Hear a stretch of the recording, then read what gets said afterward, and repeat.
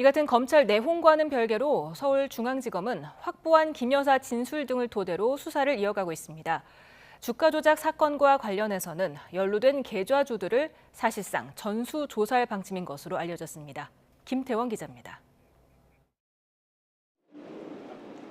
김 여사는 검찰 조사에서 최재형 목사와 연락하게 된 건 허수아비 손이라도 잡고 악수할 상황이었기 때문이라고 말했습니다.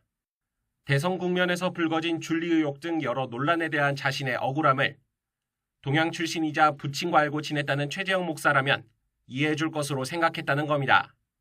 김 여사는 직원에게 가방을 반환하라고 지시했지만 업무상 실수로 돌려주지 못했을 뿐이고 양주 등은 경호 지침에 따라 폐기한 걸로 안다고 진술한 것으로 알려졌습니다. 국립묘지 안장 청탁은 보고받은 게 없는 데다 최 목사가 송출재개를 청탁했다는 통일TV는 대통령실 행정관에게 무슨 방송국인지 알아보라고 지시했을 뿐이라고 설명한 것으로 전해졌습니다. 검찰은 진술 내용 등을 토대로 김 여사가 받은 금품에 직무 관련성이 있는지 등을 검토해 사건 처리 방향을 결정할 것으로 보입니다. 주가 조작 사건과 관련해서도 김 여사는 범행을 공모하는 등 의사 연락이 없었다며 혐의를 부인한 것으로 알려졌습니다. 이런 가운데 검찰은 최근 주가 조작 사건에 연루된 계좌 명의자들을 잇따라 불러 조사 중인 것으로 파악됐습니다.